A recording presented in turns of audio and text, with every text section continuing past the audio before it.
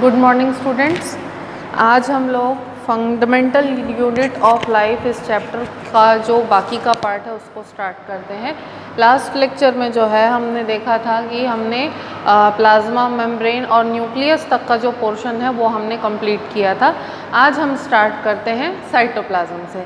जैसे कि सेल के स्ट्रक्चर के बारे में पहले भी मैंने आप लोगों को इलेबोरेट किया था कि सेल के स्ट्रक्चर के 3 पार्ट्स हम लोग डिवाइड कर सकते हैं। पहला था प्लाज्मा मेम्ब्रेन, दूसरा था न्यूक्लियस और तीसरा था साइटोप्लाज्म। ठीक है, तो फर्स्ट 2 पार्ट्स हम लोग कंप्लीट कर चुके हैं, थर्ड पार्ट आज स्टार्ट करते हैं। ठीक है, साइटोप्लाज्म।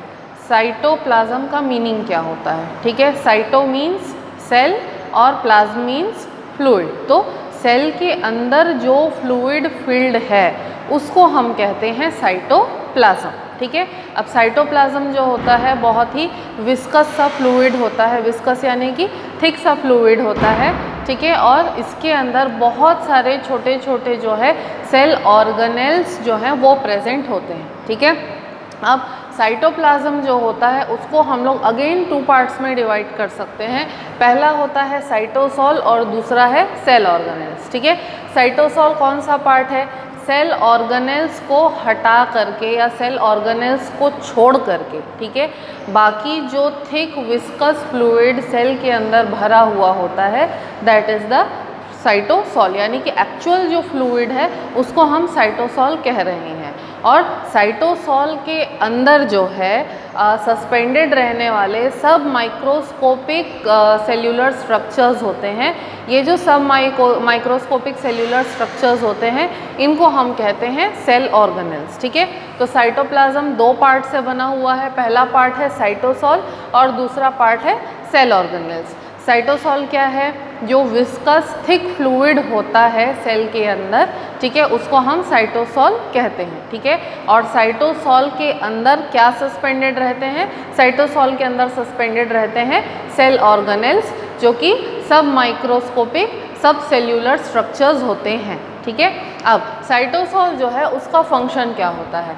साइटोसोल का फंक्शन क्या है? साइटोसोल जो है वो एक मीडियम प्रोवाइड करता है सेल ऑर्गेनेल्स को, सो दैट साइटोसोल को एज अ मीडियम यूज़ करके सेल ऑर्गेनेल्स जो हैं अपनी डिफरेंट एक्टिविटीज़ जो हैं उसको परफॉर्म कर सकें। ठीक है, अब साइटोसोल बनता किससे है? साइटोसोल बनता है वाटर से, और उसके अंदर डिफरेंट तरीके के जो बायोकेमिकल्स होते हैं जैसे proteins, vitamins, minerals, carbohydrates, lipids etcetera. तो इस तरीके की डिफरेंट जो बायोकेमिकल्स होते हैं या डिफरेंट ऑर्गेनिक सब्सटेंसेस जो होते हैं वो साइटोसोल के अंदर डिज़ोल्व होते हैं, और साइटोसोल जो है वो एज अ मीडियम एक्ट करता है सो दैट उस मीडियम के अंदर सेल ऑर्गेनेल्स जो हैं अपने डिफरेंट फंक्शंस को परफॉर्म कर सकें। ठीक है, अब साइटोसोल जो होता है उसके और क्या फंक्शंस होते हैं? एज अ मीडियम तो एक्ट करता है, उसके अलावा सेल का जो शेप है उसको मेंटेन करने में हेल्प करता है साइटोसोल। ठीक है, उसके अलावा साइटोसोल जो होता है वो ट्रांसपोर्ट के लिए भी एज अ मीडियम एक्ट करता है। मतलब सेल से बाहर से अंदर की तरफ आने वाले सब्सटेंसेस का ट्रांसपोर्ट और अंदर से बाहर जाने वाले सब्सटेंसेस का जो ट्रांसपोर्ट होता है उसको फैसिलिटेट करने में भी हेल्प करता है साइटोसोल। ठीक है, उसके अलावा जो जितने भी सेल ऑर्गेनेल्स डिफरेंट तरीके के सब्सटेंसेस जो हैं सिंथेसाइज करते हैं, बनाते हैं, ठीक है, तो उन सब्सटेंसेस को भी डिज़ोल्व होने के लिए एक मीडियम जो है प्रोवाइड करता है। ठीक है, उसके अलावा साइटोसोल जो है इसके बारे में एक इम्पॉर्टेंट पॉइंट है कि साइटोसोल फ्लूइड है। ठीक है, इसीलिए वो हमेशा कांस्टेंट मोशन में रहता है। ठीक है, साइटोसोल जो है कभी भी स्टेशनरी नहीं रहता, उसके अंदर रैंडम जो है मूवमेंट होते रहता है। ठीक है, इस मूवमेंट को हम कहते हैं साइटोप्लाज्मिक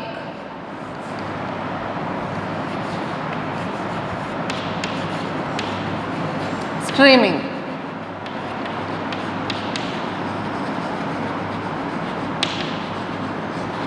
ठीक है, इस मूवमेंट को हम कहते हैं साइटोप्लाज्मिक स्ट्रीमिंग। तो साइटोसोल जो है जिस कांस्टेंट मूवमेंट में रहता है उसको हम कहते हैं साइटोप्लाज्मिक स्ट्रीमिंग। अब इससे फ़ायदा क्या होता है? इससे फ़ायदा ये होता है कि सब्सटेंसेस का जो यूनिफॉर्म डिस्ट्रीब्यूशन है, चाहे वो कोई बायोकेमिकल हो, चाहे कोई ऑर्गेनिक सब्सटेंस हो, किसी तरीके का एसिड हो, विटामिन हो, मिनरल हो, प्रोटीन हो, जो कोई भी चीज़ हो, उसका यूनिफॉर्म डिस्ट्रीब्यूशन जो है सेल के अंदर प्रॉपरली बना रहता है, जो कि साइटोप्लाज्मिक स्ट्रीमिंग के मूवमेंट की हेल्प से होता है। ठीक है, अब इसके बाद हम नेक्स्ट आते हैं किस पे? सेल ऑर्गेनेल्स पे। ठीक है, सेल ऑर्गेनेल्स क्या होते हैं? सिंपली मैंने बताया था कि सेल ऑर्गेनेल्स जो है सब माइक्रोस्कोपिक और सब सेल्यूलर स्ट्रक्चर्स होते हैं, जिनका अपना एक स्ट्रक्चर होता है, अपनी एक आइडेंटिटी होती है, और उनका हर एक सेल ऑर्गेनेल का अपना अपना इंडिविजुअल फंक्शन भी होता है। ठीक है, ये जितने भी सेल ऑर्गेनेल्स हैं, ये सारे के सारे सेल ऑर्गेनेल्स किसी न किसी तरीके की इम्पॉर्टेंट लाइफ एक्टिविटी या इम्पॉर्टेंट ऐसा फंक्शन परफॉर्म करते हैं जो लाइफ को सस्टेन करने के लिए इम्पॉर्टेंट होता है। ठीक है, अब ये जितने भी सेल ऑर्गेनेल्स हैं, क्योंकि सबका अपना अपना अलग फंक्शन होता है, सेपरेट फंक्शन होता है, तो ये जितने भी सेल ऑर्गेनेल्स हैं, इनको एक दूसरे से सेपरेट रहना ज़रूरी होता है, क्योंकि अगर एक दूसरे से सेपरेट नहीं रहेंगे तो एक दूसरे के फंक्शन के साथ इंटरफेयर कर सकते हैं। ठीक है, इसीलिए जितने भी सेल ऑर्गेनेल्स होते हैं, सारे के सारे क्या होते हैं? सारे के सारे एक दूसरे से सेपरेट होते हैं। अब ये सेपरेशन होता कैसे है? ये सेपरेशन होता है मेम्ब्रेन्स के हेल्प से। ठीक है, जितने भी सेल ऑर्गेनेल्स होते हैं उनके ऊपर मेम्ब्रेन की प्रेजेंस जो है होती है, एक्सेप्ट एक सेल ऑर्गेनेल के। सिर्फ एक सेल ऑर्गेनेल ऐसा है जिसके ऊपर किसी तरीके का मेम्ब्रेन नहीं होता, बाकी जितने भी सेल ऑर्गेनेल्स हैं सभी के ऊपर मेम्ब्रेन होते हैं, जो कि सारे सेल ऑर्गेनेल्स को एक दूसरे से सेपरेट रहने में हेल्प करते हैं। ठीक है, अगर अब हम जितने भी सेल ऑर्गेनेल्स यहाँ पे लिखे हुए देख रहे हैं, endoplasmic reticulum, Golgi apparatus, lysosome, mitochondria, plastid, ribosomes and vacuoles. ठीक है, ये जितने भी सेल ऑर्गेनेल्स हैं, ये सारे सेल ऑर्गेनेल्स जो हैं हमको पढ़ने हैं। ठीक है, अब अगर मेम्ब्रेन के बेसिस पे देखें तो मेम्ब्रेन के प्रेजेंस या एब्सेंस होने के बेसिस पे जितने भी सेल ऑर्गेनेल्स हैं उनको हम लोग 3 कैटेगरीज में डिवाइड कर सकते हैं। ठीक है, पहली कैटेगरी वो ऐसे सेल ऑर्गेनेल्स की जिनके ऊपर डबल मेम्ब्रेन प्रेजेंट होता है, मतलब 2 मेम्ब्रेन से कवर्ड होते हैं ऐसे सेल ऑर्गेनेल्स। अब ऐसे सेल ऑर्गेनेल्स की कैटेगरी में कौन कौन आ जाएगा? Mitochondria and plastids.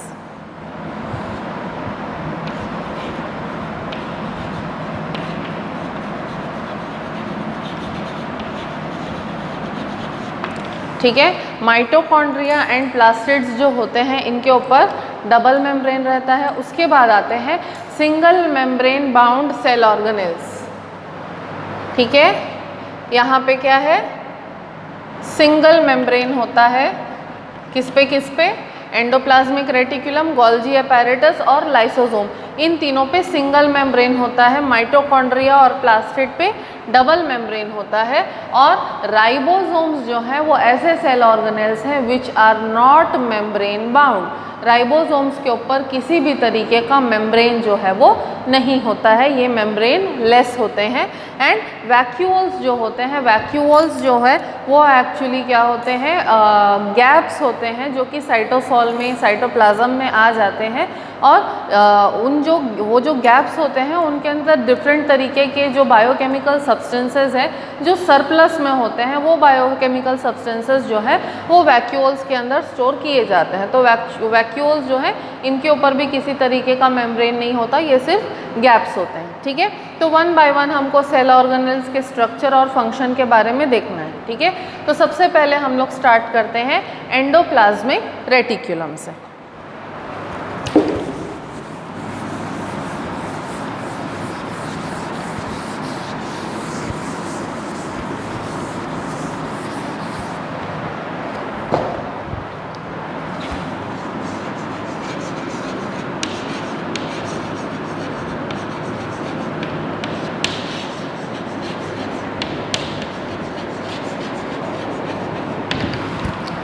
ठीक है, एंडोप्लाज्मिक रेटिकुलम जो है, जैसा अभी हम लोगों ने देखा कि single membrane bound cell organelle होता है। ठीक है, साइटोप्लाज्म जो है, अगर इसके स्ट्रक्चर को हम लोग देखें तो साइटोप्लाज्म जो है सिंगल मेम्ब्रेन बाउंड होता है और 3 तरीके के सब स्ट्रक्चर से मिलके बना हुआ होता है। 3 तरीके के सब स्ट्रक्चर से मिलकर के बना होता है। क्या क्या सब स्ट्रक्चर्स होते हैं? Cisternae, vacuoles and tubules. Cisternae, vacuoles and tubules, ये 3 तरीके के जो सब स्ट्रक्चर्स होते हैं इनसे मिलकर के बना हुआ होता है। ठीक है, सिस्टर्नी यानी कि फ्लैट सैक के जैसे दिखने वाले स्ट्रक्चर्स, वैक्यूल्स यानी कि इस तरीके के स्फेरिकल स्ट्रक्चर्स, और ट्यूब्यूल्स मतलब इस तरीके के हॉलो ट्यूब्स के जैसे स्ट्रक्चर। तो इन 3 तरीके के स्ट्रक्चर्स से मिलकर के जो है एंडोप्लाज्मिक रेटिकुलम का स्ट्रक्चर बनता है। ठीक है, अब एंडोप्लाज्मिक रेटिकुलम की लोकेशन क्या होती है सेल के अंदर? एंडोप्लाज्मिक रेटिकुलम जो है जनरली ऐसा देखा गया है कि न्यूक्लियस का जो न्यूक्लियर मेम्ब्रेन होता है उसके साथ एसोसिएशन में जनरली एंडोप्लाज्मिक रेटिकुलम जो है वो प्रेजेंट होता है। ऐसा क्यों होता है, इसका भी रीज़न है, वो मैं फंक्शंस में बताऊंगी। ठीक है, तो अगर हम मान लें कि this is the nuclear membrane, ठीक है, अगर हम मान लेते हैं कि this is the nuclear membrane,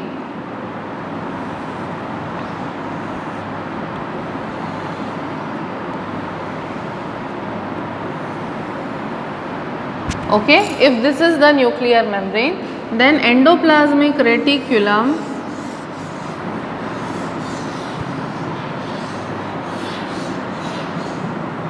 may appear to look like this.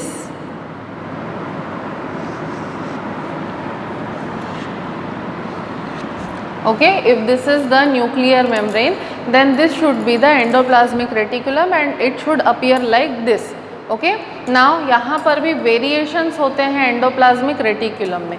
कैसे वेरिएशंस? एंडोप्लाज्मिक रेटिकुलम जो है वो जनरली न्यूक्लियर मेम्ब्रेन से अटैच तो ज़रूर रहता है, लेकिन कई बार एंडोप्लाज्मिक रेटिकुलम जो है वो एक्सटेंड होता है। एक्सटेंड होकर के एक एंड अगर उसका न्यूक्लियर मेम्ब्रेन से एसोसिएटेड है तो दूसरा एंड जो है वो प्लाज्मा मेम्ब्रेन से भी एसोसिएटेड रह सकता है। मतलब इलोंगेट होकर के एंडोप्लाज्मिक रेटिकुलम जो है वो न्यूक्लियर मेम्ब्रेन के साथ और बाहर की तरफ प्लाज्मा मेम्ब्रेन के साथ भी एसोसिएटेड रह सकता है। ठीक है, अब अगर हम लोग मेम्ब्रेन की बात करें तो एंडोप्लाज्मिक रेटिकुलम का मेम्ब्रेन किससे बना होता है? जो प्लाज्मा मेम्ब्रेन का स्ट्रक्चर हमने पढ़ा था कि एक्सट्रिंसिक और इंट्रिंसिक प्रोटीन होते हैं, लिपिड बाईलेयर होता है ना, तो वो जो कंपोजिशन था प्लाज्मा मेम्ब्रेन का, सेम कंपोजिशन जो है वो एंडोप्लाज्मिक रेटिकुलम के मेम्ब्रेन का भी होता है, एकदम सिमिलर कंपोजिशन होता है। ठीक है, अब एंडोप्लाज्मिक रेटिकुलम जो होता है वो 2 टाइप का हो सकता है। ठीक है, एंडोप्लाज्मिक रेटिकुलम जो है वो 2 टाइप का हो सकता है, रफ एंडोप्लाज्मिक रेटिकुलम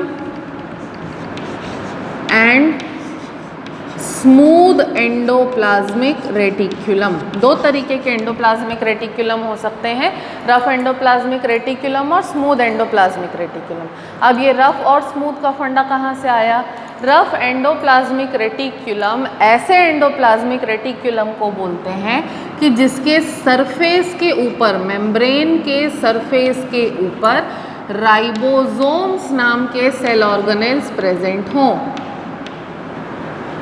ठीक है, ऐसा एंडोप्लाज्मिक रेटिकुलम जिसके सरफेस के ऊपर राइबोसोम्स नाम के सेल ऑर्गेनेल्स प्रेजेंट होते हैं उनको हम कहते हैं रफ एंडोप्लाज्मिक रेटिकुलम। ठीक है, और उसके कंपैरिजन में अगर स्मूथ एंडोप्लाज्मिक रेटिकुलम को देखें तो ऐसा एंडोप्लाज्मिक रेटिकुलम जिसके सरफेस के ऊपर किसी भी तरीके का राइबोसोम प्रेजेंट ना हो, ऐसे एंडोप्लाज्मिक रेटिकुलम को हम कहते हैं स्मूथ एंडोप्लाज्मिक रेटिकुलम। ठीक है, this is the smooth endoplasmic reticulum. Don't get confuse, these are the vacuoles, these are the part of the structure of endoplasmic reticulum. Don't get them confused with the ribosomes. Okay,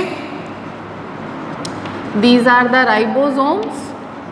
अगर ribosomes जो हैं endoplasmic reticulum के membrane पे present है, then ऐसे endoplasmic reticulum को rough endoplasmic reticulum बोलेंगे। और अगर ऐसा एंडोप्लाज्मिक रेटिक्यूलम है जिसके सरफेस पे, मेम्ब्रेन के सरफेस पे राइबोसोम्स नहीं है, उनको हम कहेंगे स्मूथ एंडोप्लाज्मिक रेटिक्यूलम। ठीक है, जनरली ये देखते हैं कि न्यूक्लियर मेम्ब्रेन से रफ एंडोप्लाज्मिक रेटिक्यूलम जो है वो एसोसिएटेड रहता है। ऐसा क्यों? स्मूथ एंडोप्लाज्मिक रेटिक्यूलम क्यों नहीं एसोसिएट होता? क्योंकि ये जो राइबोसोम्स रफ एंडोप्लाज्मिक रेटिक्यूलम पे प्रेजेंट है, ये एक्चुअली प्रोटीन सिंथेसिस में हेल्प करते हैं। ठीक है, ribosomes they help in the protein synthesis, that is why it is better कि राइबोसोम्स जो है वो न्यूक्लियस के पास रहे। क्यों? क्योंकि न्यूक्लियस के अंदर क्या रहता है? डीएनए होता है, डीएनए से बनता है आरएनए और आरएनए से बनता है प्रोटीन। ठीक है, तो इट इज़ बेटर कि राइबोसोम्स जो है वो न्यूक्लियस के पास रहे, इसीलिए रफ एंडोप्लाज्मिक रेटिक्यूलम जो है वो ज़्यादातर कहाँ पर रहता है? न्यूक्लियर मेम्ब्रेन से एसोसिएटेड रहता है। ठीक है, ऐसा नहीं है कि राइबोसोम्स फ्री फॉर्म में नहीं रह सकते, राइबोसोम्स फ्री फॉर्म में भी रह सकते हैं, लेकिन ज़्यादातर रफ एंडोप्लाज्मिक रेटिक्यूलम से एसोसिएटेड रहते हैं, क्योंकि रफ एंडोप्लाज्मिक रेटिक्यूलम जो है वो उनको एक सरफेस प्रोवाइड करता है उनके बायोकेमिकल रिएक्शंस को करने के लिए। ठीक है, तो ज़्यादातर राइबोसोम्स जो हैं वो रफ एंडोप्लाज्मिक रेटिक्यूलम से एसोसिएटेड रहते हैं। ठीक है, अब अगर हम लोग रफ एंडोप्लाज्मिक रेटिक्यूलम के फंक्शंस के बारे में देखें, ठीक है, या स्मूथ एंडोप्लाज्मिक रेटिक्यूलम के फंक्शंस के बारे में देखें, तो सबसे पहला और सबसे इम्पॉर्टेंट फंक्शन जो है वो क्या है? Protein synthesis. Rough endoplasmic reticulum पे जो राइबोसोम्स होते हैं वो प्रोटीन सिंथेसिस में हेल्प करते हैं, ये सबसे पहला फंक्शन है। ठीक है, दूसरा फंक्शन क्या है? दूसरा फंक्शन ये है कि स्मूथ एंडोप्लाज्मिक रेटिक्यूलम जो होता है एक बहुत ही इम्पॉर्टेंट प्रोसेस कैरी करता है, एक बहुत ही इम्पॉर्टेंट प्रोसेस करता है जिसको कि हम कहते हैं membrane biogenesis.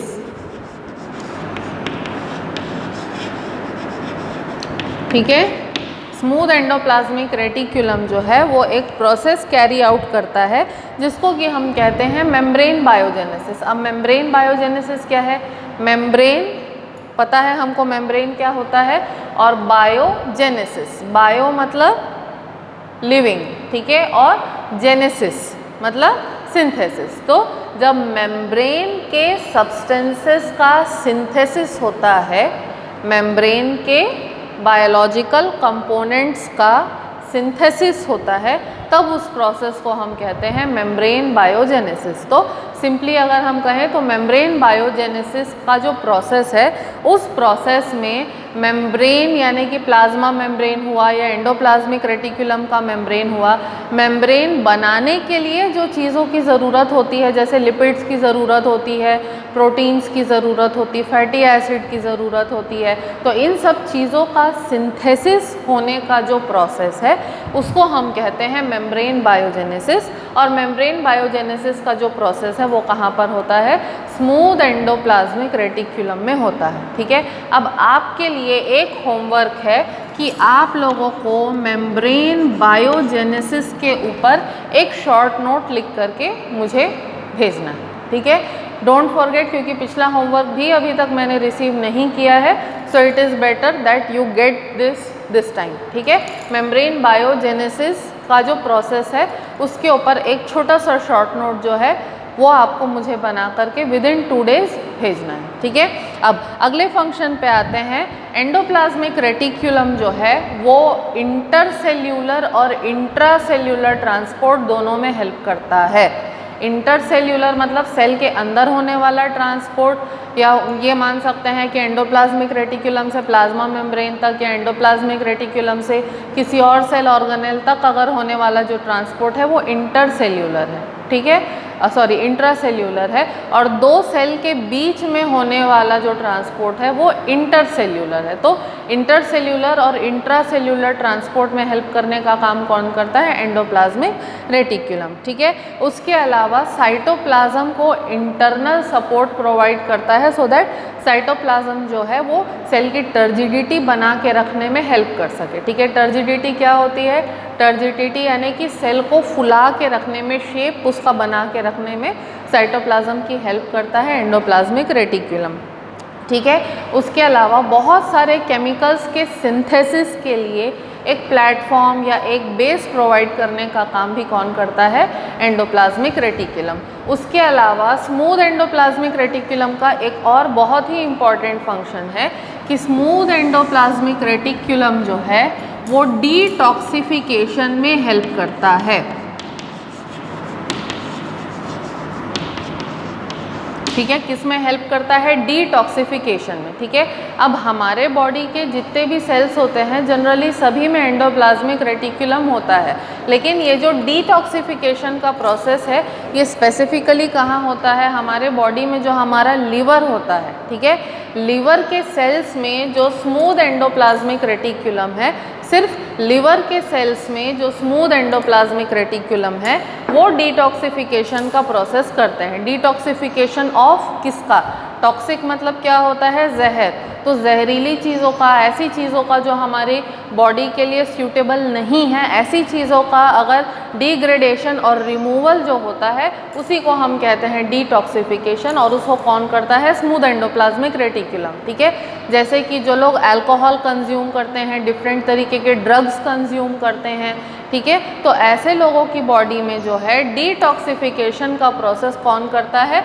Smooth endoplasmic reticulum. ठीक है, या फिर जनरली जो हम जैसे लोग हैं जो इस तरीके के हार्मफुल सब्सटेंसेस कंज्यूम नहीं करते हैं, कभी बीमार पड़ने पे हम जो डिफरेंट तरीके के मेडिसिन्स खाते हैं, उस मेडिसिन्स के अंदर जो केमिकल्स होते हैं उनको भी हमारी बॉडी से डिग्रेड करके रिमूव करने का काम कौन करता है? स्मूथ एंडोप्लाज्मिक रेटिकुलम, और इसी प्रोसेस को हम कहते हैं डिटॉक्सिफिकेशन। ठीक है, तो ये जो सबसे इम्पॉर्टेंट आपके फंक्शंस हो गए एंडोप्लाज्मिक रेटिकुलम के, क्या क्या? प्रोटीन सिंथेसिस जो RER करता है, मेम्ब्रेन बायोजेनेसिस, डिटॉक्सिफिकेशन जो SCR करता है, फिर ट्रांसपोर्ट और साइटोसॉल को या साइटोप्लाज्म को सपोर्ट करना, ये जो है ये सारे एंडोप्लाज्मिक रेटिकुलम के फंक्शंस होते हैं।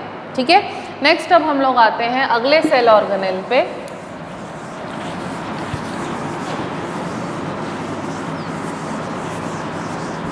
अगले सेल ऑर्गेनेल पे आते हैं, that is the Golgi apparatus.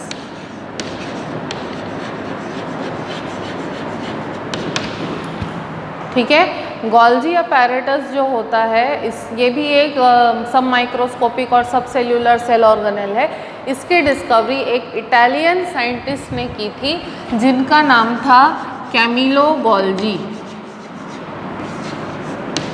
ठीक है, इटालियन साइंटिस्ट थे जिनका नाम था कैमिलो गोल्जी, तो उन्हीं के नाम पे इस सेल ऑर्गेनेल का नाम क्या पड़ा? Golgi apparatus. कई बार गोल्जी अपैरेटस को कई जगह पे कई बुक्स में गोल्जी बॉडी करके भी मेंशन किया जाता है। ठीक है, उसके अलावा एक और नाम जो है गोल्जी अपैरेटस को दिया जाता है।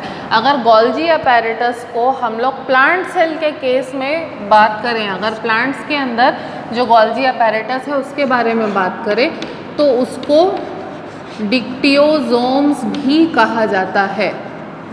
ठीक है, प्लांट सेल के अंदर के जो गोल्जी अपैरेटस होते हैं उसको डिक्टियोजोम भी कहा जाता है। ठीक है, तो अपने को कंफ्यूज नहीं होना है, गोल्जी अपैरेटस, गोल्जी बॉडी या डिक्टियोजोम्स तीनों एक ही चीज़ के अलग अलग नाम हैं। ठीक है, अब नेक्स्ट हम लोग आते हैं गोल्जी अपैरेटस के स्ट्रक्चर पे। ठीक है, गोल्जी अपैरेटस का जो स्ट्रक्चर है वो तीन चीज़ों से बना हुआ होता है,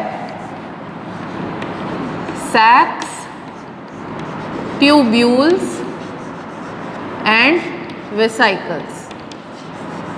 ठीक है, सिंगल मेम्ब्रेन बाउंड स्ट्रक्चर होता है एंडोप्लाज्मिक रेटिकुलम के जैसे, तीन चीज़ों से, तीन सब स्ट्रक्चर से मिलके बना होता है, सैक्स, ट्यूब्यूल्स एंड वेसिकल्स। तो सैक्स, ट्यूब्यूल्स और वेसिकल्स जो हैं आपस में एक दूसरे के ऊपर क्या होते हैं? स्टैक हो जाते हैं। जैसे कि कॉपी या बुक की स्टैक हम लोग बनाते हैं, वैसे ही ये तीनों जो सब स्ट्रक्चर्स हैं ये तीनों एक दूसरे के ऊपर स्टैक होते हैं, स्टैक होकर के एक स्ट्रक्चर बनाते हैं जिसको कि हम कहते हैं गोल्जी अपैरेटस। अब गोल्जी अपैरेटस का स्ट्रक्चर देखें तो कुछ ऐसा होगा।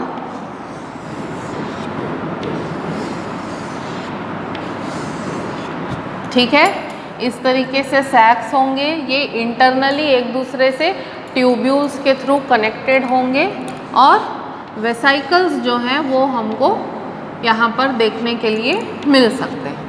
ठीक है, इस तरीके से। तो इस तरीके का स्ट्रक्चर होता है गोल्जी अपरेटस का। सिंगल मेम्ब्रेन बाउंड स्ट्रक्चर्स होते हैं, सैक्स, ट्यूब्यूल्स और वेसाइकल्स 3 चीज़ों से मिलकर के बना हुआ होता है। ठीक है, अब इसके अंदर जो मेम्ब्रेन है, मेम्ब्रेन का स्ट्रक्चर सिमिलर होगा, वही कंपोजिशन होगी प्लाज्मा मेम्ब्रेन के जैसे। ठीक है, अब गोल्जी अपरेटस जो है कई बार एंडोप्लाज्मिक रेटिकुलम के साथ एसोसिएटेड रह सकता है, जो कि इंट्रासेल्यूलर ट्रांसपोर्ट में हेल्प करने में एक रोल प्ले करता है। ठीक है, अब अगर हम लोग गोल्जी अपरेटस के फंक्शंस पे आते हैं, ठीक है, तो गोल्जी अपरेटस जो होता है उसका सबसे इम्पॉर्टेंट फंक्शन क्या होता है कि वो सेल के अंदर होने वाले ट्रांसपोर्ट में अपना एक रोल प्ले करता है। मतलब कि जैसे फॉर एग्ज़ाम्पल हम लोग ले लेते हैं कि न्यूक्लियस से जो डीएनए है वो आरएनए में कन्वर्ट हुआ, एंडोप्लाज्मिक रेटिकुलम पे आकर के वो कहाँ पे कन्वर्ट, किस में कन्वर्ट हुआ, प्रोटीन में कन्वर्ट हुआ। अब ये जो प्रोटीन है, इस प्रोटीन को अगर सेल के बाहर भेजना है या सेल के अंदर ही किसी दूसरी लोकेशन पे भेजना है, तो उस प्रोटीन को सेल के बाहर भेजने में या सेल के दूसरे लोकेशन में भेजने का काम जो है वो कौन करता है, गोल्जी अपरेटस ही करता है।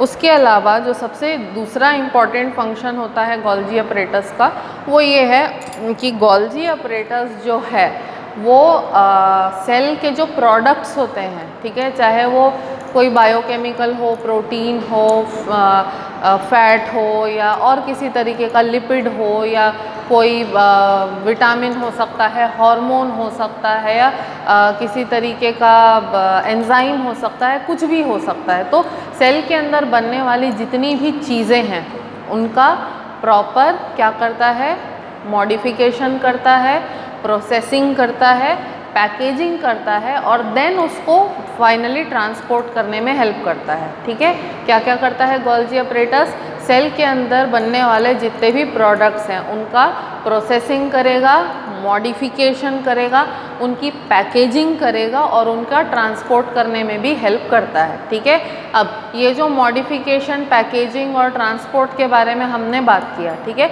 तो जो फ्लो मैंने आपको बताया था कि डीएनए से बना आरएनए, आरएनए से ईआर पे बना प्रोटीन, और वो जो प्रोटीन है मान के चलो वो किसी तरीके का एंजाइम है या किसी तरीके का हार्मोन है। ठीक है, तो ये ध्यान रखना कि कभी भी कोई एंजाइम या कोई हार्मोन जो है वो कम्प्लीटली एक्टिवेटेड स्टेट में नहीं बनता।